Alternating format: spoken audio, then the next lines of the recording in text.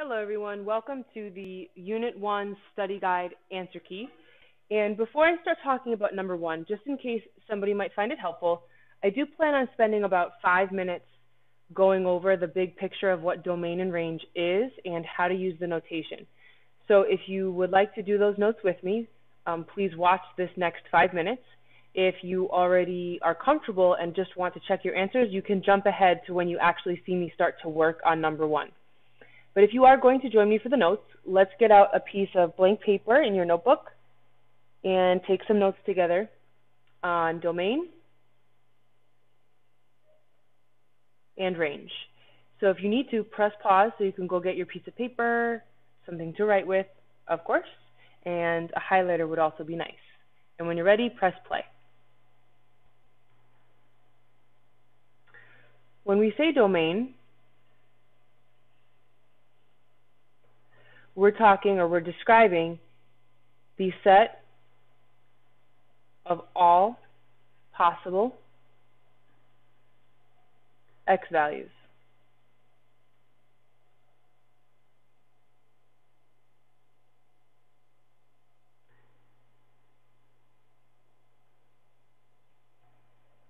To find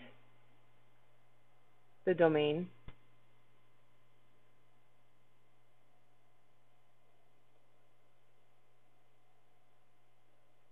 come in from the left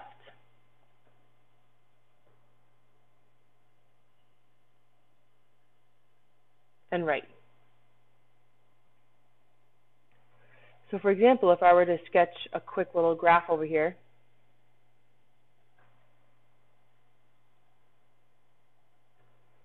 and I had a graph that looked something like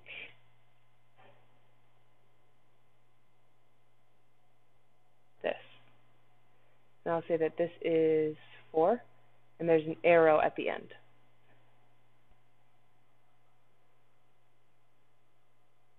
Let's find the domain of this graph.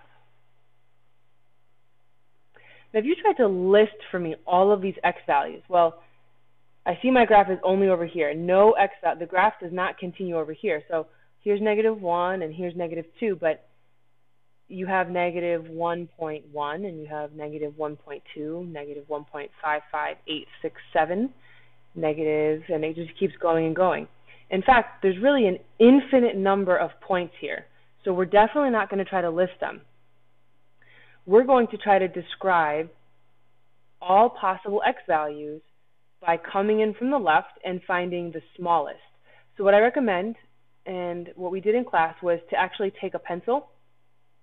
This red line is going to be my pencil, but take your writing utensil, whatever you're using, hopefully it's a pencil.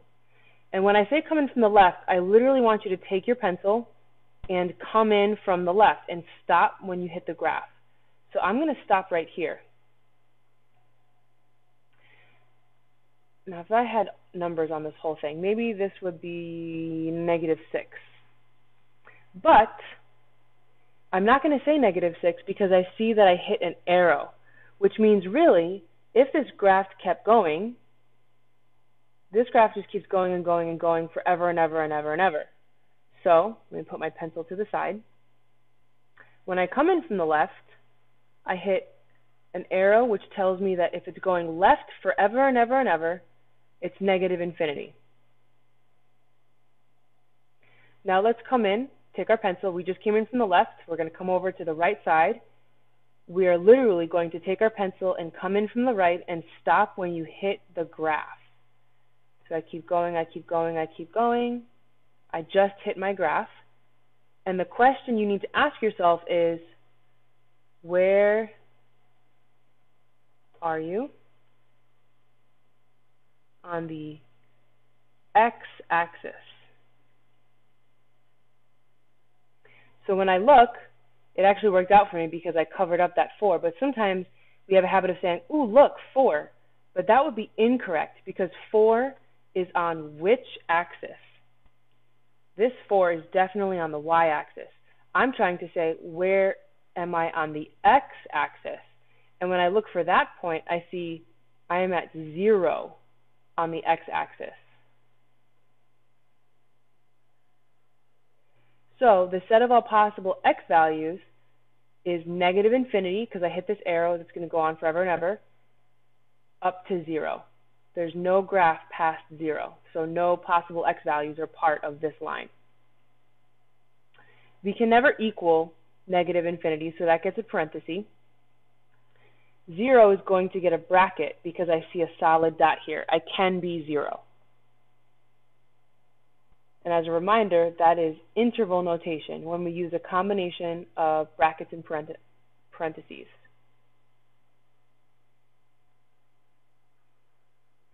To write this with set notation, in black right now, I'm going to model how to set this up.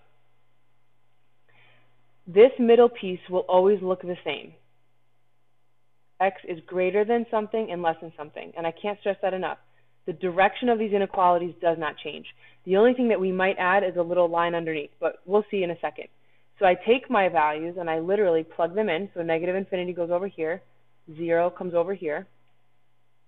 And to finish the notation, we do that. These little curly brackets.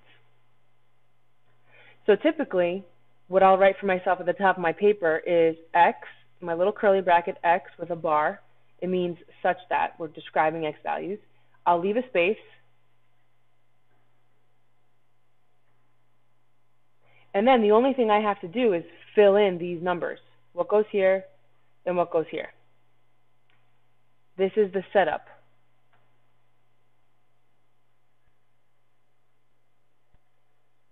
For set notation.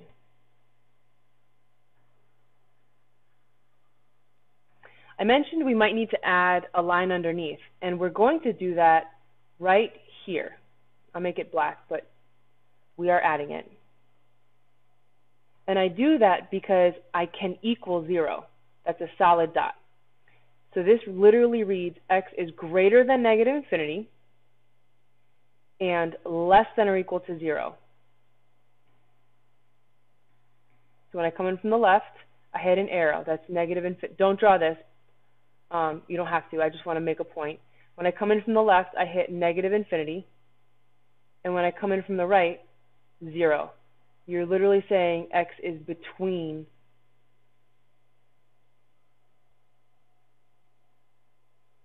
those two values. Let's now talk about range. Range is the set of all possible y values. So when we looked at domain, domain was the set of all possible x values. Range is the set of all possible y values. To find the range,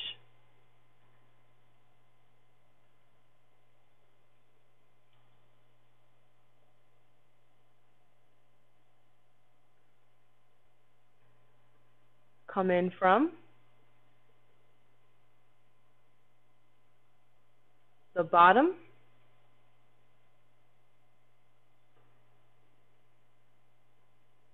then the top.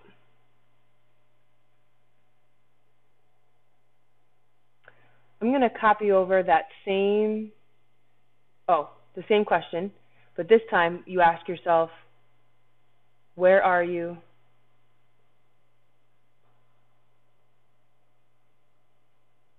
on the y-axis?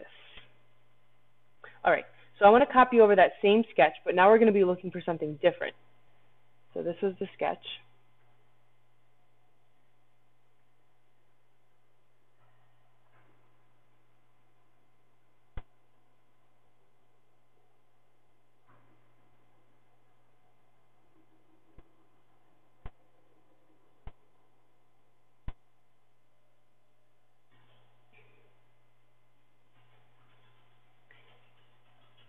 We're going to follow this set of directions that we just wrote for ourselves right here. But now we're going to turn our pencil this way and literally come in from the bottom. So we take our pencil and we're going to stop when we hit the graph. I hit the graph right there, and notice what we hit again. I hit an arrow. As soon as I hit an arrow, I know that's infinity, and because I hit an arrow when I came in from the bottom, that's negative infinity. We can't equal negative infinity, so that gets a parenthesis.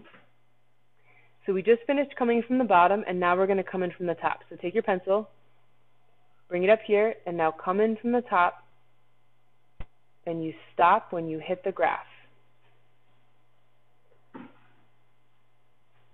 What are you saying? I'm saying 4. And that's going to get a bracket because it's a solid dot.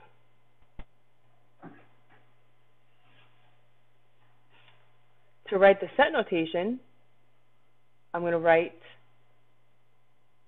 negative infinity. Remember, the middle doesn't change. This time we're going to put a y. 4. The only thing I'm going to ask myself is, do I need to add a line under either of these? Well, I can't equal infinity, so this definitely doesn't get it. But here, this is a solid dot, 4. Notice the bracket. So this does get a line underneath. So here's your set, and here's your interval. Ah, I got that backwards. Sorry. Here's your interval. This is your set notation. So if I were to scroll up here, I can't fit my picture. But notice, we came in from the left, came in from the right. To put those same kind of notes on this graph, we came in from the bottom, that was negative infinity, and we came in from the top,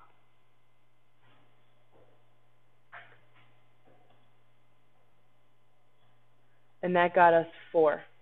So we're saying our y values are between negative infinity and 4.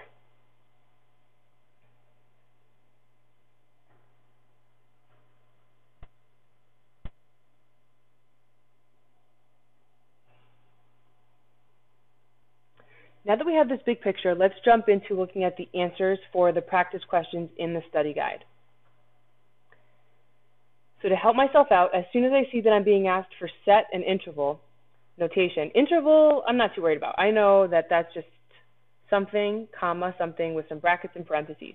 But the set notation, on the other hand, maybe I'm not as confident with that. So at the top of our paper, we can make ourselves a little note on what it's going to look like. Curly Q with the X and a bar. Leave an empty box because you're going to put something there. Remember, the middle does not change. It's always going to look like that. Another box and a curly Q. There's my setup for set notation. We'll leave that on the back burner for a second. So let's take our pencils.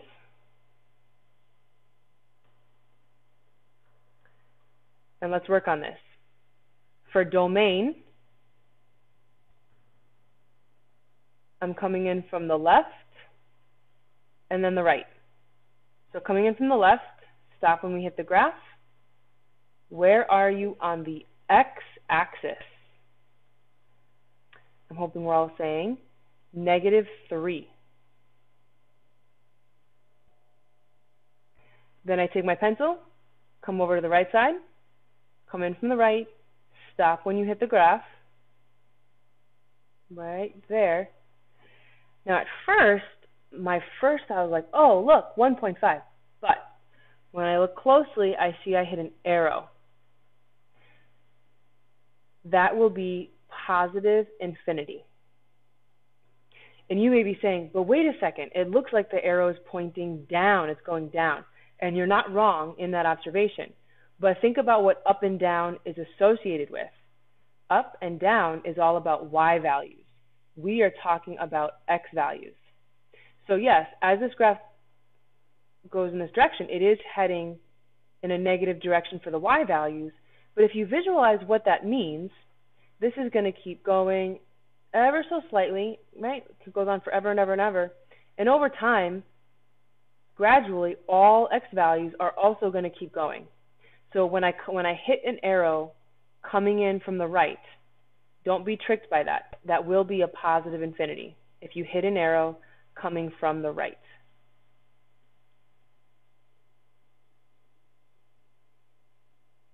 I might just add these labels. So if I come in from the left and I were to hit an arrow, I shouldn't put it there. I don't want to mess you up. Put a little chart up here at the top and call it for arrows. So if you hit arrows, from the left, that's negative infinity. From the right, that's positive infinity. From the bottom, negative infinity. Top, positive infinity. So I hit an arrow coming in from the right, meaning positive infinity. Parenthesis, because you cannot equal positive infinity. This is a solid dot, so I know that that is a bracket. You on your own, go ahead and try doing the set notation, and you can follow the model at the top if you didn't try this one yet.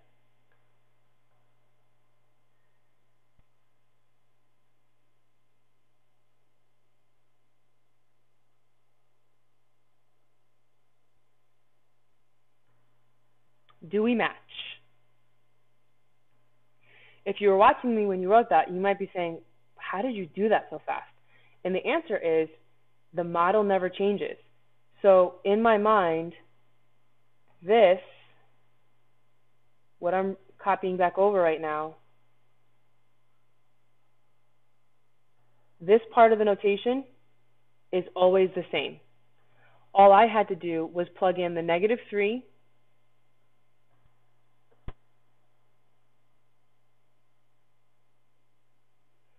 plug in the -3 and the infinity, and then ask myself, should one of these get a line underneath?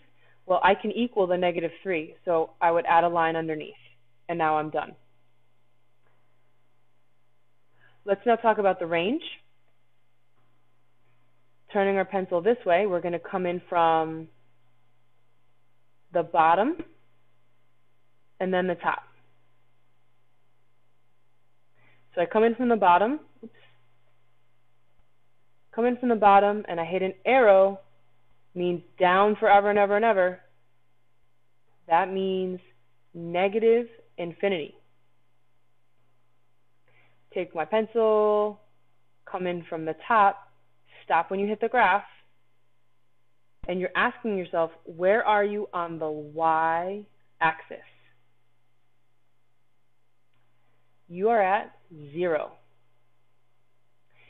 If your attention was drawn to the -3, that happens often. I totally understand why that would stand out to you. But remember, ask yourself, -3 is on which axis?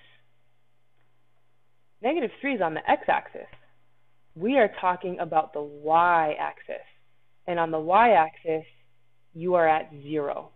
So in a test situation, make sure we kind of pause just for a second to make sure we're paying attention to the correct axis.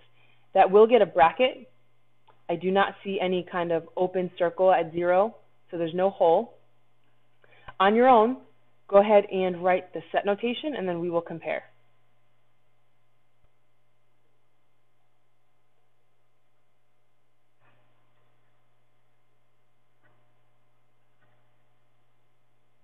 Do we match?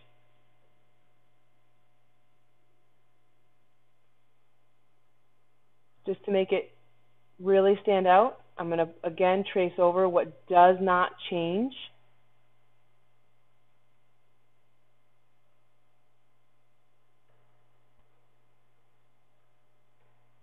The only pieces you have to plug in correctly, one goes right there, one goes right there, and then decide if something needs a line underneath.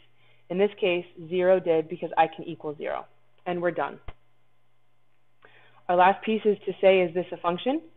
This graph does pass the vertical line test, meaning wherever I draw a vertical line, anywhere on this graph, and I can even move it around to help me see this, no matter where this line is, it only crosses the function once, which automatically means that each x value is sent to one and only one unique y value, making this a function. So yes, passes VLT, vertical line test.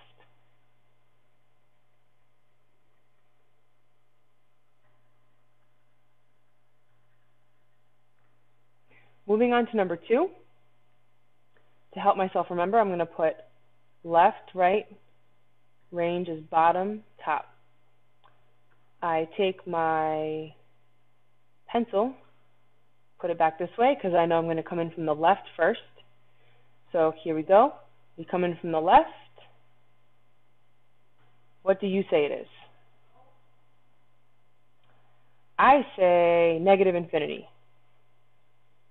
At first, you may think -3, but check it out. You hit an arrow, so that's negative infinity.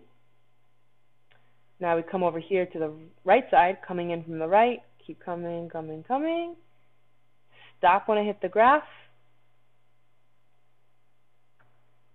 That would be positive infinity because when I come in from the right, I hit that arrow. If you need to reference it, look at the top. If you hit an arrow coming in from the right, that's positive infinity. Don't be fooled by this going down. That's about the y values. We're recognizing that as this keeps coming down, ever as it goes, the x values continue to be included forever and ever. We cannot equal infinity, so this gets parenthesis, parenthesis. You try set notation, and then we will compare. So pause if you need to, so that it doesn't play too early for you. And you try writing the set notation, and then we'll see if we match.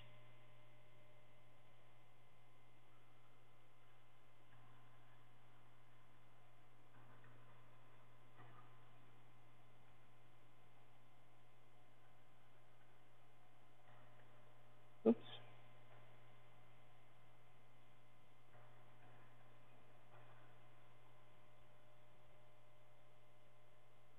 So I plugged in the negative infinity in that left open space, positive infinity right here. We cannot equal infinity ever, so there's no lines underneath and we're all done. Let's turn our pencil this way so we can come in from the bottom and the top.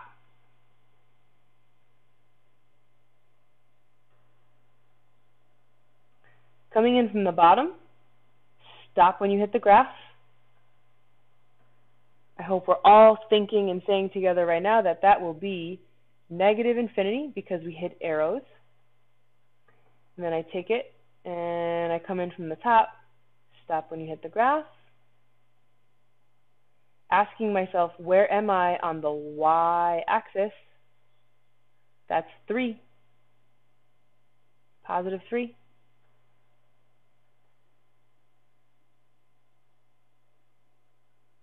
And you may think to yourself, why are you pulling 3 off the y-axis? I don't see the graph right there. Valid question. This ordered pair right here is -2, 3. It is the highest point of this graph. So if I kept that label there and now I asked you, coming in from the top, what's the largest possible y value? 3 is the answer. This is going to get a parenthesis. This will get a bracket because I do not see any open circle there. Once again, take your chance, your time to practice the set notation, and we'll compare answers.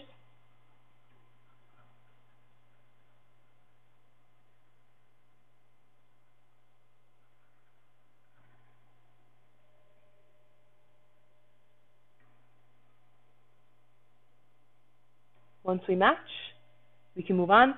If we don't match, just take a second to really look once again.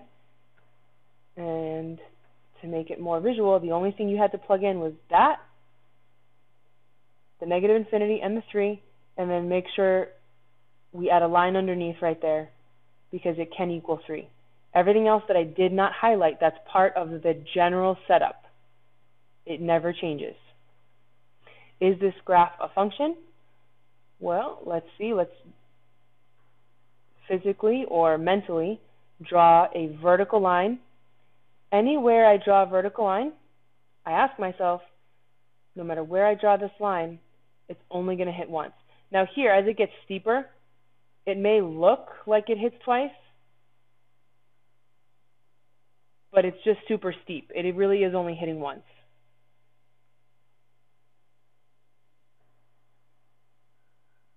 Even over here, always hits once. So once again, our answer is yes,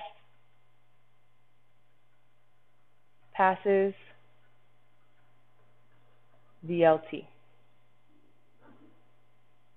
Now for number 3. Process doesn't change.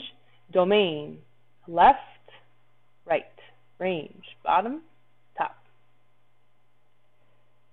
Let me go get my handy dandy trustworthy pencil. I'm going to turn it this way.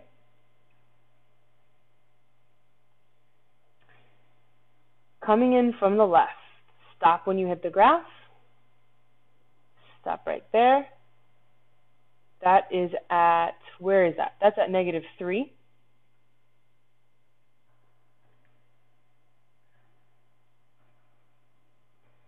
Come in from the right side.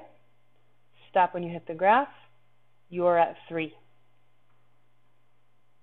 Brackets on both ends. There are no arrows on this graph. You go ahead and write your set notation, and then we will compare.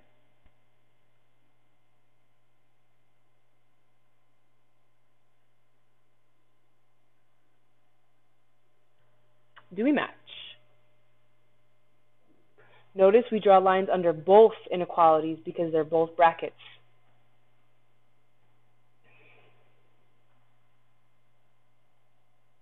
Again, for emphasis, the piece that never changes, x greater than something and less than something. So the order of these inequalities never changes. Maybe you just need to add a line. And this part never changes, and that's always there. So your job is just to correctly place your leftist most point, the rightist, and decide if we have lines underneath. Let's move on to range. Come in from the bottom and then the top. So we'll turn our pencil sideways. And now let's come in from the bottom. I hit -2 as the bottomest point, if that's a word, the most bottom point. Now I come in from the top. And I'm at, where are we? We're at 4. So -2, 4. Again, there's no open circles here, no arrows. Both ends get brackets. You go ahead and write your set notation, and then we'll compare.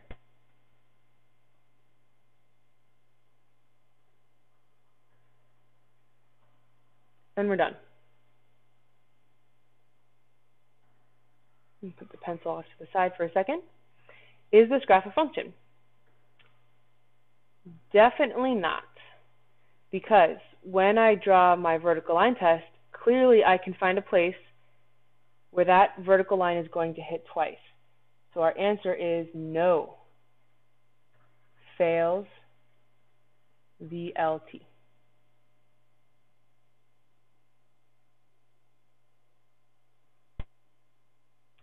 Let's move on to number 4. Use the given order pairs to answer the following questions: domain and range.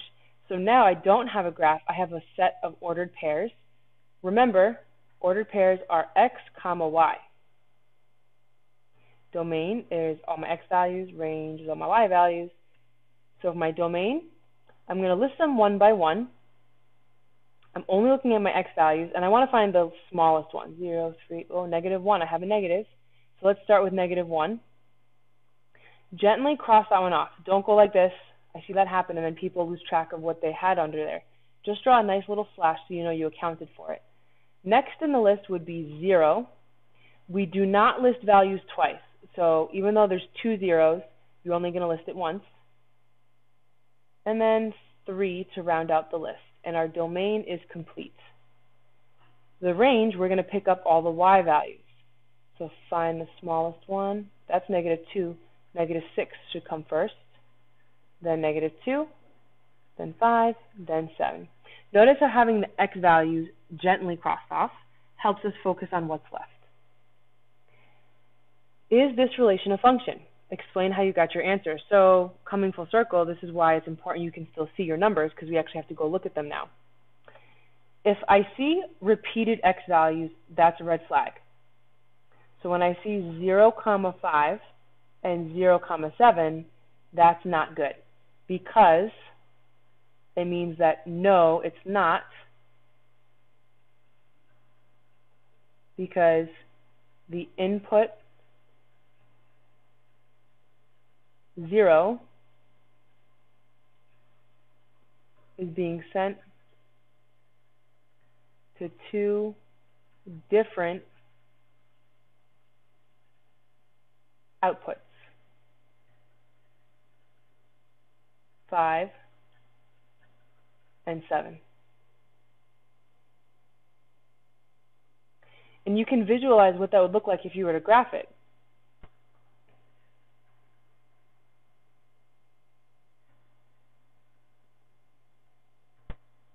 Zero comma 5 is right there, and then 0, 7 would be right there. And if you drew a vertical line, it's going to hit both points. That's going to fail VLT.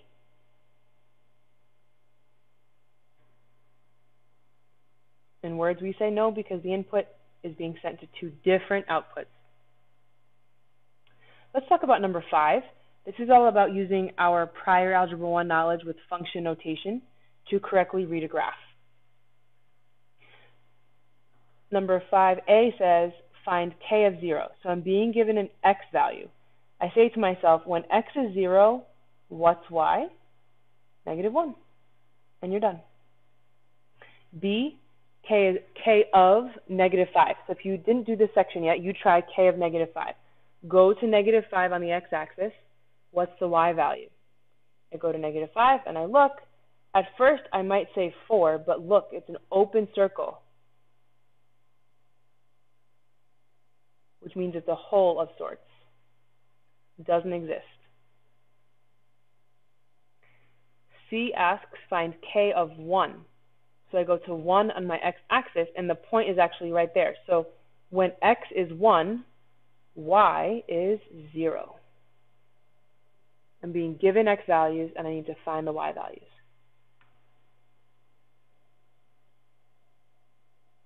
So these three kind of went together with those. Notice this changes a little bit in D and E. It says, for what values of x is k of x 0? So now I'm being given the y value. This is a y value. When y is 0, what's x? So this is when y is 0, because here's 0, right? And I actually have 1, 2, 3 answers. -1, 1, and 3. Those are the x values for where y is 0. For E, what values of x is y equal to 3? So I go to 3 and I trace across. I look down. The x value is -4. So this is what it looks like to be asked, given the y value, find x. Let's put our domain and range skills to work. Take our pencil. I'm going to come in from, I'm going to draw it over here. Come in from the left, -5. That's going to get a parenthesis because it's an open circle. You can't equal it. You can be at -4.99999, but you will never be -5. Now I come in from the right side, stop when I hit the graph. I'm at 5. That will also be a parenthesis because of the open circle. Notice I didn't specify set or interval notation, so you get to decide. Personally, I think interval notation is a little faster, so you'll see me go to that as my go-to way of writing it. But you still do need to know how to write this, because notation like this will show up everywhere in math and on the SAT. Range, let's come in from the bottom. So we turn our pencil sideways. Come in from the bottom and stop when you hit the graph. That's -1. That will get a bracket because I see solid dots. And then I come in from the top, stop when I hit the graph. We're at 4, but it's going to get a parenthesis because of the open circle right there. And we are done with question 5.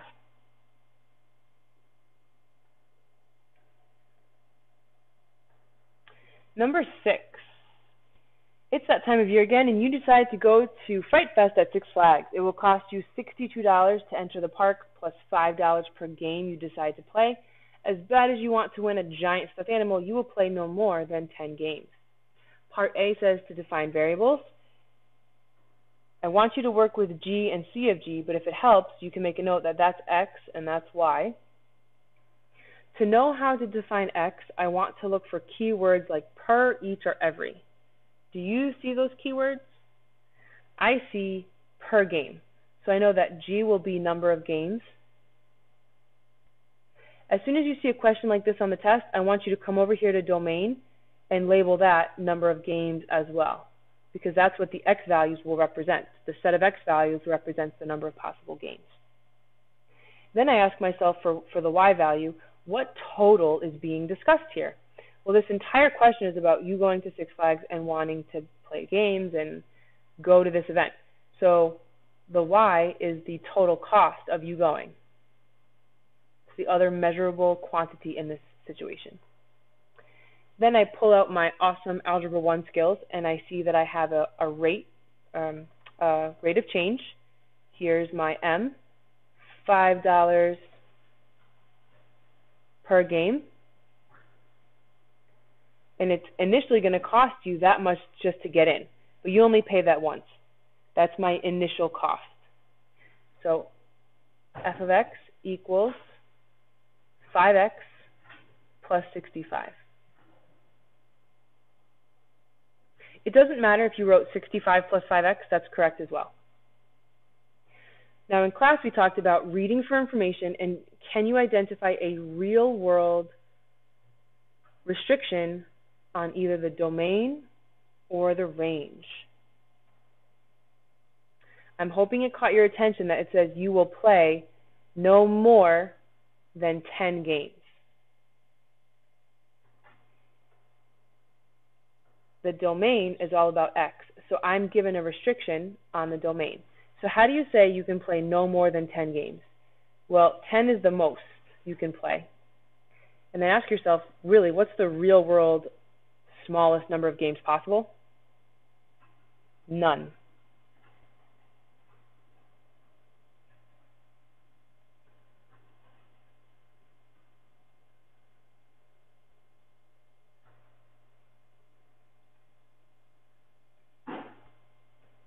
So make yourself a note.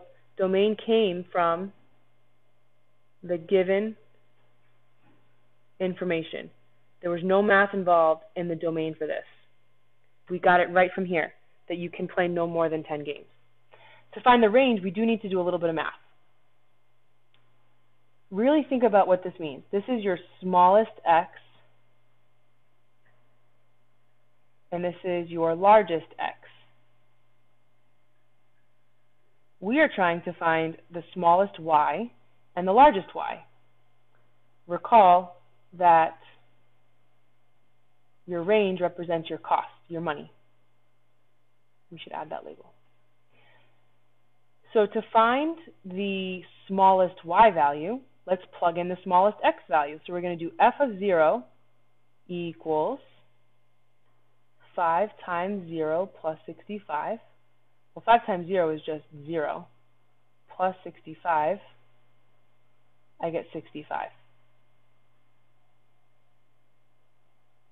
We just found the left side of the range, which actually makes sense because if you think about it, just to get in through the gate, you have to pay money to get in. You haven't even gotten on a ride yet, and you have to pay for your ticket. Oops, did I say 65? Now that I look at that, that's a 62. Sorry about that. Let me adjust. That should be 62. These should all be 62s. Apologies.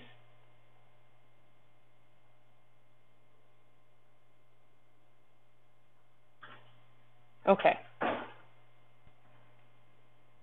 So we plugged in our smallest x to calculate our smallest y. And now we will plug in our largest x to find the largest y. So let's do that. F of 10 equals 5 times 10 plus 62. You figure out what that is if you hadn't tried this already. That gets me 50 plus 62, which is 112.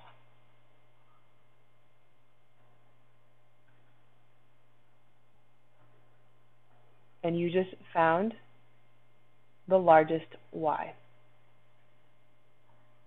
So if you go and you're telling yourself you're going to play no more than 10 games, then your cost for that day will be somewhere between $62 and $112, depending on how many games you play. And we're all done with number 6.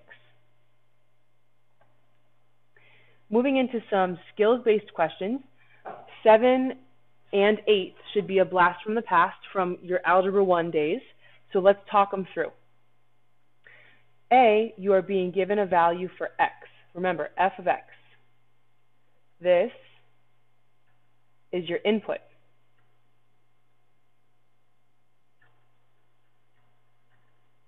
So if I see something in that spot right there, it means that I have a value for x.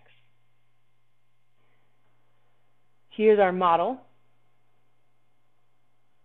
This is the guide we'll be following.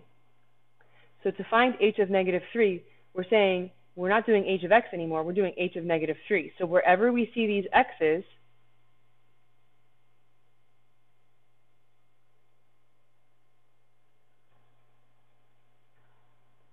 we will be substituting in a negative 3.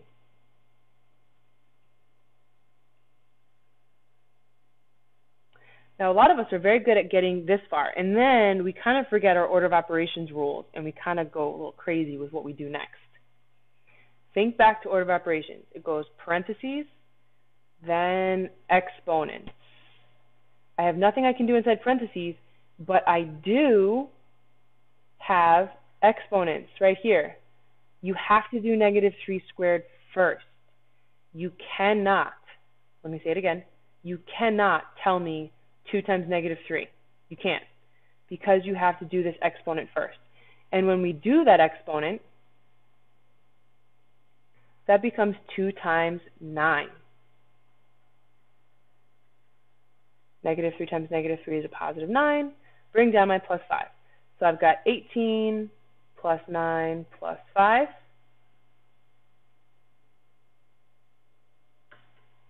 And then from there, you all can just finish that off. 18 plus 9 plus 5 is 32.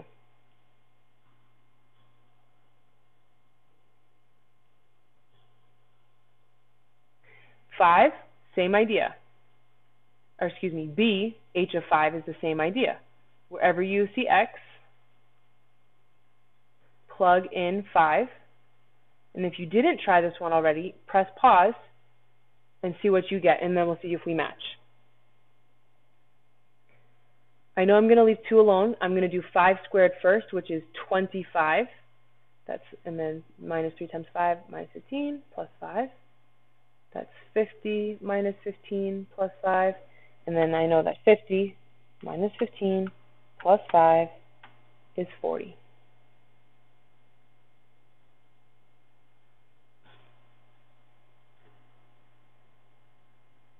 Number 8 changes it up a little bit on us. Notice it says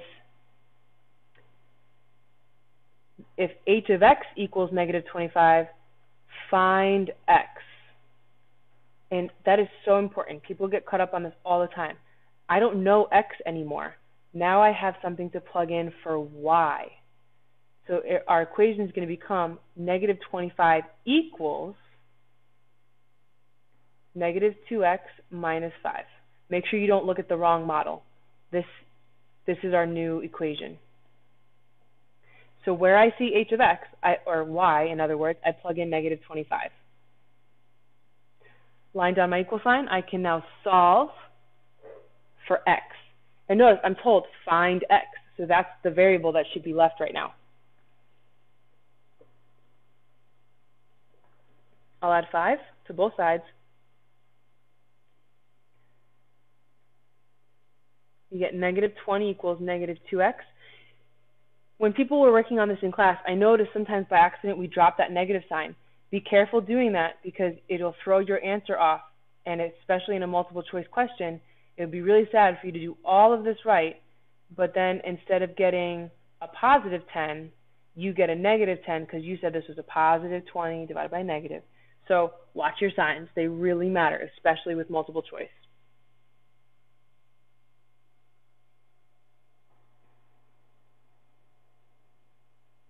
Number 9, the graph shows the path of a football as it's kicked in the air. Answer the following questions. Find the height after 2 seconds. So there's no math involved for number 9. We're just being asked to evaluate, use a graph to get our answers. I noticed that time is on the x-axis, so I go to 2 seconds, and I look up, keep going, going. There we are.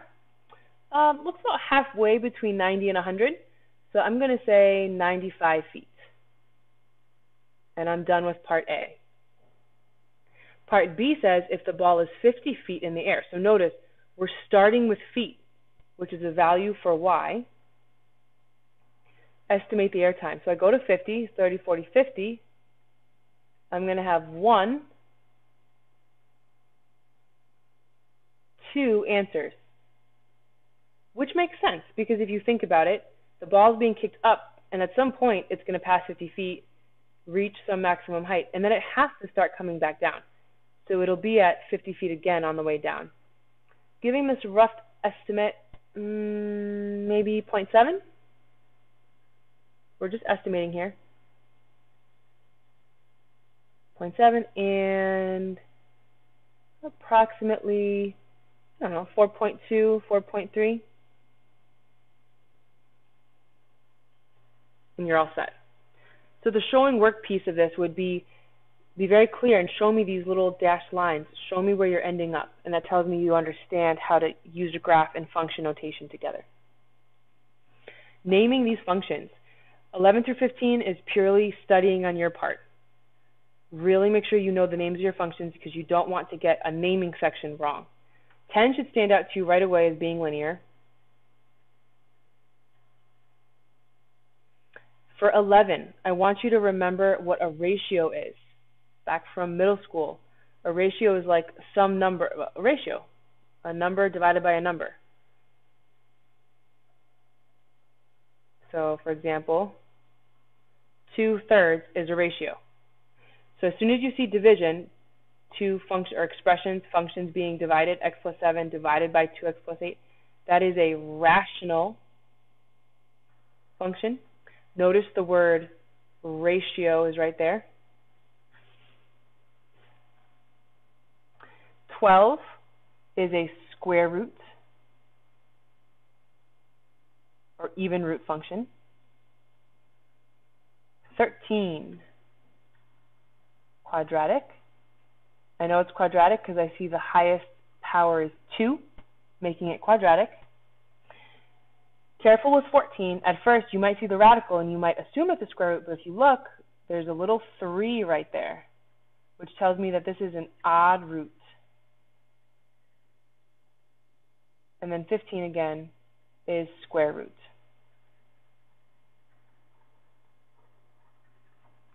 Now that's only part of the directions. It said name them, we just did that, but it also said determine its domain. 3 of these have no restriction. So treat this as a set of notes if you forgot. There are 3 functions that have no restriction, and the best way to understand why is to remember what they look like when you graph them. When you graph number 10, what does that look like? A linear function is a line. And no matter how you draw a line, I come in from the left, I'm going to hit an arrow. I come in from the right, I'm going to hit an arrow. So the domain is all real numbers.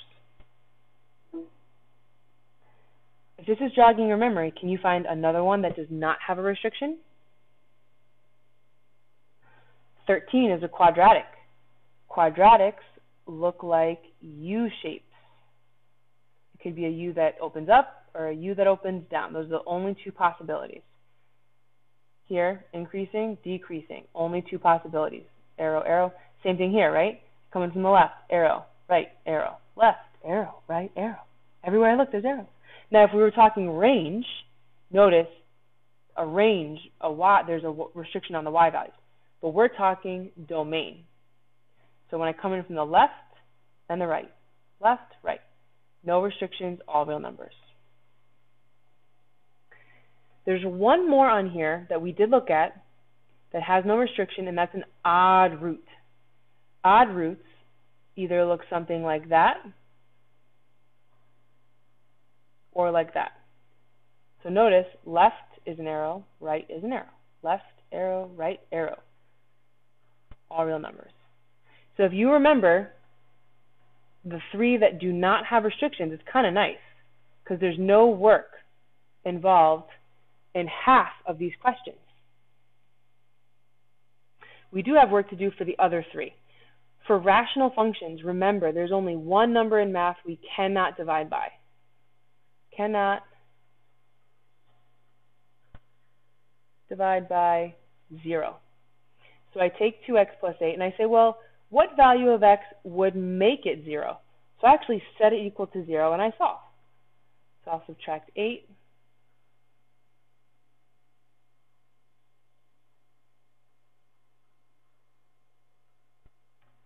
Divide by 2, divide by 2, and I get x equals -4. But that's not my answer. My answer for the domain is all real numbers x not equal to -4. That's how we write it. We're saying x can be any number you want, just not -4. Because watch what happens. 2 times -4, what's that? That's -8. Plus 8, that's 0, which is not okay. So for rational functions, set it equal to 0, figure out what that value is, and then say x can be anything you want, just not that number. With even roots, we cannot take square roots of negative numbers. So to address that, we take what's underneath the radical, in this case x plus 1, just the x plus 1, that -4 is outside, and set it greater than or equal to 0. And solve. So I'll add 1 to both sides. What's cool about this is that that is actually my answer. So all real numbers, x greater than or equal to 1, and we're all set. Because if we notice, look what happens when you plug in 1. 1 minus 1 is 0. That's fine. The square root of 0 is 0.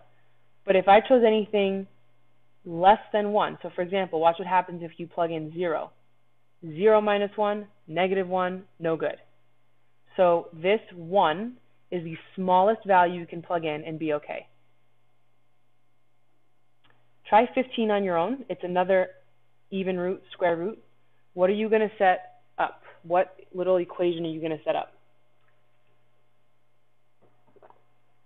We are going to focus on 10 minus 2x because that's what's underneath the radical. And we're going to say this has to be greater than or equal to 0. So we will subtract 10 from both sides. We get -2x greater than or equal to -10. Remember, when we divide by a negative, what happens to that inequality sign? It is going to change direction. So all real numbers, x less than or equal to 5, then we're done. So bring back this knowledge. I remember us being very strong with it the days we were working on it. So go back and look at that practice and really focus on what do I have. The best strategy is to first figure out what does not have a restriction. Linear, quadratic, odd root. Right away, I knew those were all set. Got those taken care of. Then that let me pay attention to what does have a restriction. Rational functions and even root functions.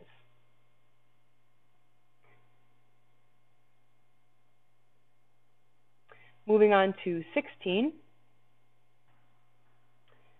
we have two functions. And this is where we get into function composition, the idea of plugging in one function into another.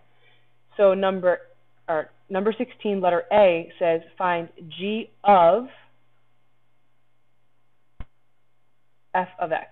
That's how you'd read it, g of f of x. What that means is we are going to plug f of x into g of x. Because if you look, f of x is in that input spot. So that will be g of, I'm going to do it in green, 2x plus 5, because that's what f of x is. So wherever in this model for g, right, we're talking about g, wherever I see x, I am going to plug in 2x plus 5.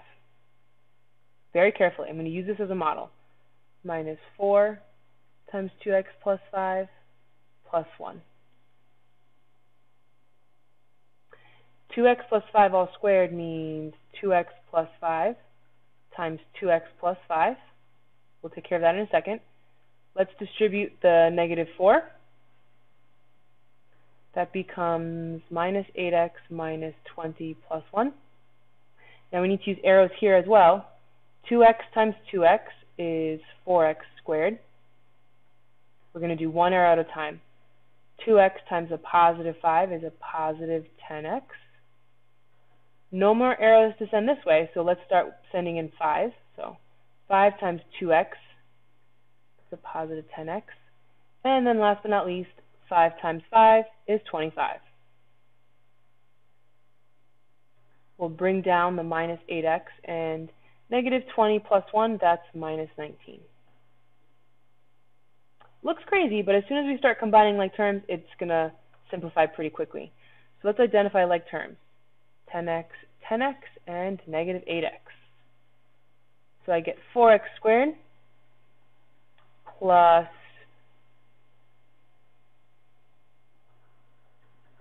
this and this makes 20x, but minus 8x is a positive 12x. And then 25 minus 19, what did you get?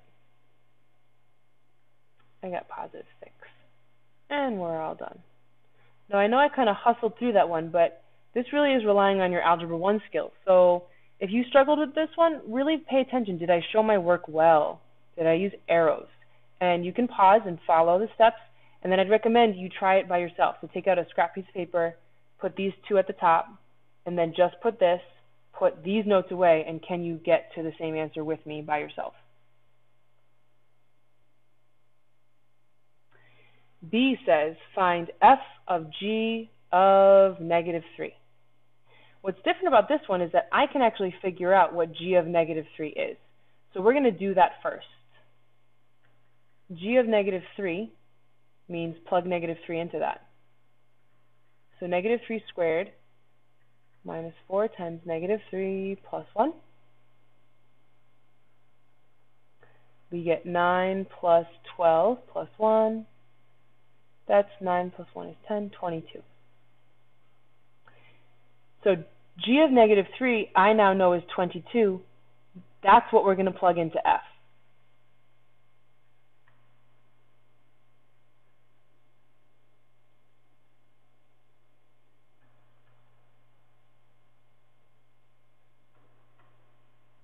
And we get 54.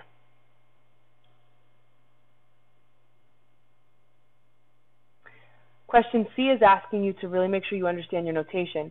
This says f of g of x, so we could have written it like this.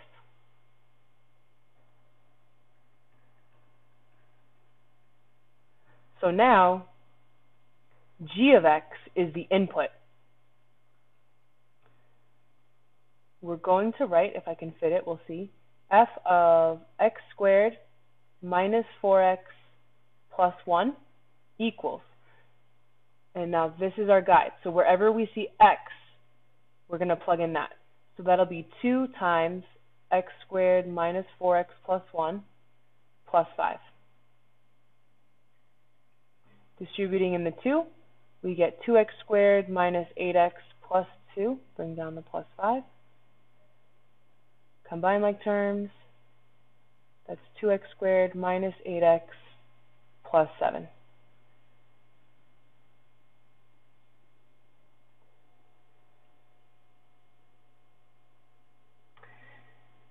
Numbers 17, 18, 19, and 20, function operations, subtraction, algebra 1 skill.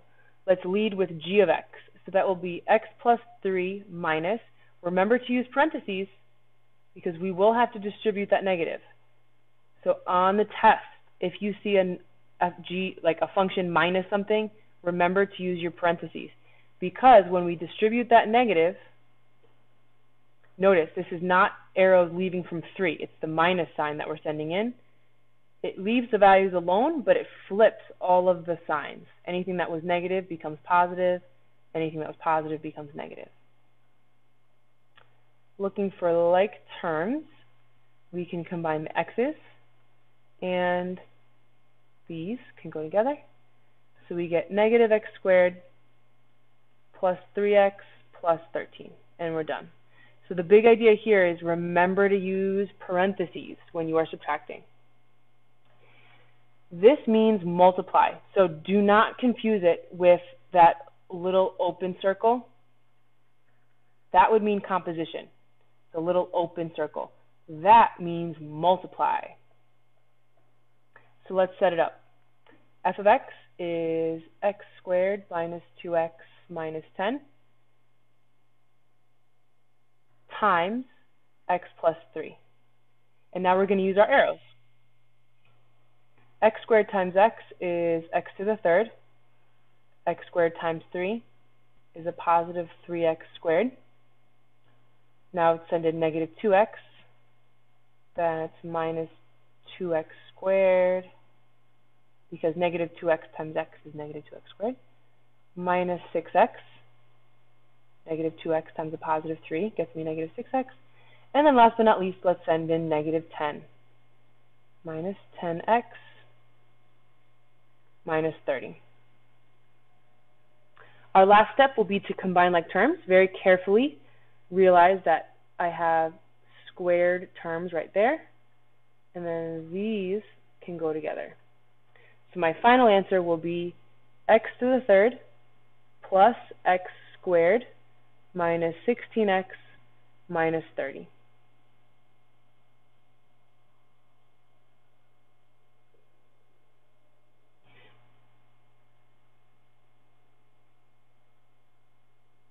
The domain for both of these is all real numbers. This one, it's a quadratic. And any polynomial is all real numbers. A better way to think of it is, what does have a restriction?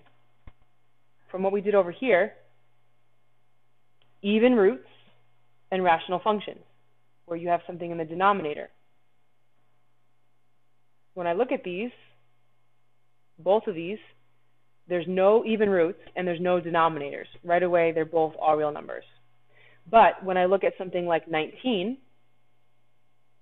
so f of x is up top, x squared minus 2x minus 10, divided by g of x, which is x plus 3. Here, I do have something in the denominator. That's as far as you can go, by the way, so there's no other work than just writing it.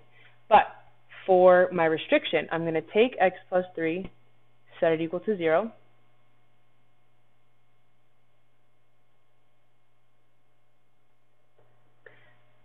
So this is the x value that makes the denominator 0. That is what I have to remove from the domain. So my domain will be all real numbers, x not equal to negative 3.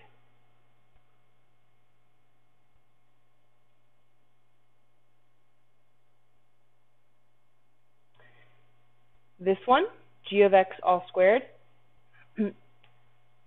we're literally going to write g of x inside parentheses and raise it to the second power. So it'll be x plus 3 squared, because g of x is x plus 3 and we're squaring it. This is here so that we remember to do this. We write it twice. No trying to send in this power. You can't do that. It's not going to work. we do x times x, and we get x squared. X times a positive 3, that's positive 3x. No more arrows to send here, so let's send in 3. Positive 3 times x is positive 3x. And then last but not least, a positive 3 times a positive 3 is a positive 9.